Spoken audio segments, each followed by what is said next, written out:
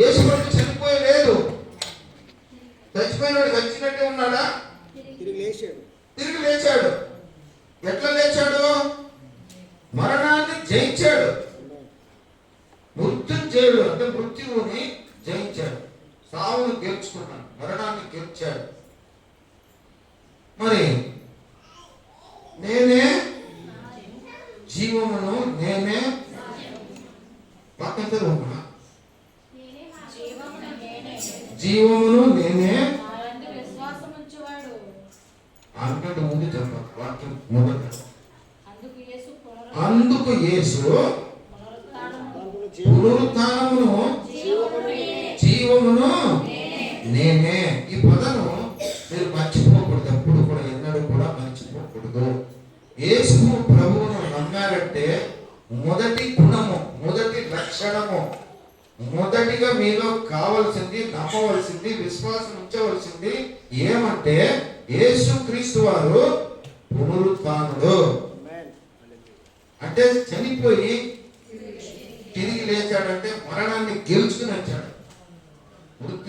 పునరుత్థానుడు జీవిస్తున్నాడు. ఈరోజు కూడా యేసు ప్రభు వారు జీవిస్తున్నారు అనే ఒక్క పదాన్ని మీరు మర్చిపోకూడదు. యేసు ప్రభు పునరుత్థానుడు, మరణాన్ని గెలిచి జీవిస్తున్న దేవుడు, జీవం గల తండ్రి అని ఎవరు నమ్ముతారో వారు కూడా చనిపోతే వారు కూడా జీవంతో జీవిస్తారు అని దేవుని వాక్యం తెలియజేస్తుంది. ముందు చదవమ్మా. నా యందు విశ్వాసం ఇచ్చువారు చనిపోయినను బ్రతుకుదురు, బ్రతికి ప్రతి వాడును, విశ్వాసం ఇచ్చే ప్రతి వాడును ఎన్నటికీ చనిపోడు. మరి మీ నమ్మకం ఏంటి? మీ నమ్మకం ఏంటి? నేను కూడా లేస్తాను, చనిపోయిన తర్వాత లేస్తాను. దానికి రుజువు ఏంటి? మనం ఏం మాట్లాడినా దానికి ఒక రుజువు ఉండాలి, అవునా? 1 తెస్సలోనిక 4:13 చూస్తే చేసుకుందాం.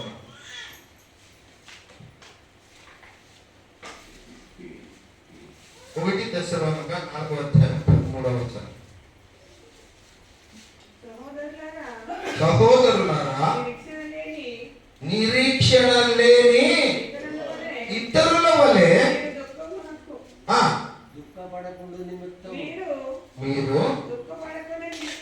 దుఃఖపడకుండా నిమిత్తము నిద్రించుచున్నారని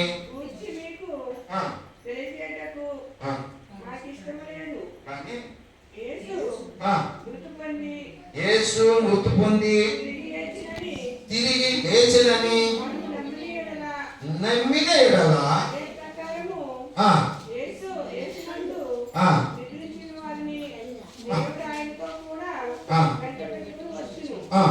మేము ప్రభు మాటను బట్టి మీతో చెప్పుడేమనగా, ప్రభువు రాకడ వరకు సజీవమై నిలిచిండు.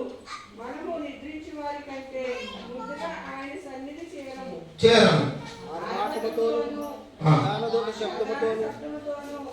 దేవుని దూతతోను పరలోకం నుండి ప్రభు దిగి వచ్చును. క్రీస్తు నుండి మృతులైన వారు మొదట లేచును. ఆ మీదట సజీవులమై నిలిచియుండు మనము మీతో కూడా ఏకముగా ప్రభువును ఎదుర్కొనుటకు ఆకాశ మండలమునకు మేఘముల మీద కొనుక్కోబడుదుము. మీరు నిరీక్షణ కలిగి ఉండాలి. దేవుని బిడ్డలకు నిరీక్షణ ఉంది. దేవుని నమ్మని బిడ్డల అన్యులకు నిరీక్షణ లేదు. వాళ్ళకి ఏ నిరీక్షణ లేదు. బ్రతుకుతున్నారు, చస్తున్నారు, చచ్చిపోతున్నారు, అంతే. ముందు జీవితం లేదు అని అనుకుంటున్నారు. కానీ క్రైస్తవులకు మాత్రము దేవుని వాక్యం చదువుతుంది, యేసు క్రీస్తు చనిపోయి తిరిగి లేచెనని ఆ వాక్యంలో ఉంది. తిరిగి లేచెనని నమ్మిన ఎడల, ఆ 11:25 ఏమన్నాడు యోహానులో? నేనే జీవమును పునరుత్థానమును అన్నాడు. మరి విషయం ఏమంటే చాలా మందికి యేసు క్రీస్తు పునరుత్థానుడు అని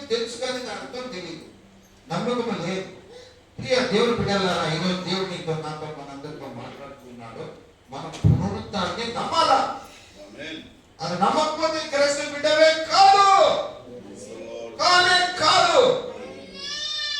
మీరు ఏం నమ్మితే దేవుని బిడ్డ అవుతారంటే యేసుక్రీస్తు వారు పునరుత్థానుడు అని గట్టిగా నమ్మినట్లయితేనే మీరు దేవుని బిడ్డ.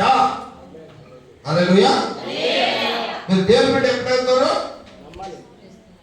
ఏదో ప్రార్థన చేశాను, ఉపవాసంతో ప్రార్థన చేశాను, ఆ ప్రార్థన చేశాను, కానుకలు ఇచ్చాను, భోజనం చేయించాను, అది చేశాను, ఇది చేశానంటే మీరు దేవుని బిడ్డ అవడానికి సాధ్యం లేదు. నిజమైన దేవుని బిడ్డ, యేసుక్రీస్తు బిడ్డవు అంటే మీరు పునరుత్థానాన్ని మొదటిగా నమ్మినట్లయితే మీరు యేసుక్రీస్తు బిడ్డవి. హల్లెలూయా. మీరేం నమ్మాలా? యేసుక్రీస్తు పునరుత్థానుడు. చెప్పండి. అంటే సిలువలో మరణించి సమాధి చేయబడి మూడవ రోజున మరణాన్ని గెలుచుకుని పునరుత్థానుడుగా లేచి వచ్చారు. జీవం గల తండ్రిగా వచ్చారు. మన ప్రార్థనలు విని, మన ప్రార్థనలు విన్నపాలను తండ్రి అయిన దేవునికి ఆయన ఒప్పజెప్తున్నాడు. కాబట్టి అటువంటి దేవాది దేవుడు, గొప్ప దేవుడు, జీవిస్తున్న దేవుడు యేసుక్రీస్తు వారికి నమ్మాలి. మీ మొదటి నమ్మకం ఏమై ఉండాలా?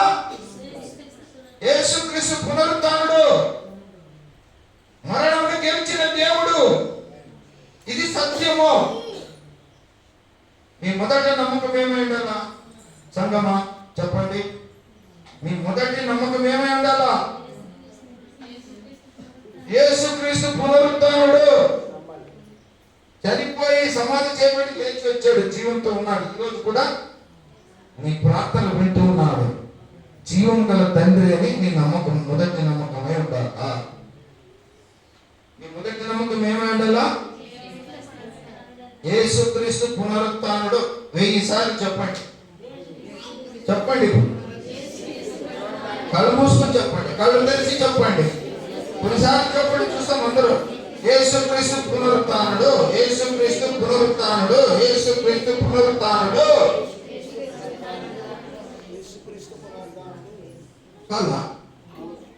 కాలపోయిందా? చనిపోయే వరకు చెప్పాలా, ఒప్పుకోవాలా, నమ్మాలా, విశ్వసించాలా? యేసుక్రీస్తు పునరుత్థానుడు. అవునంటారు కదా పాస్టర్ గారు, అయ్యగారు? యేసుక్రీస్తు ఇక్కడ రాసుకోవాలి. యేసుక్రీస్తు పునరుత్థానుడు. ఈ పునరుత్థానుల విషయంని ప్రపంచానికి మనం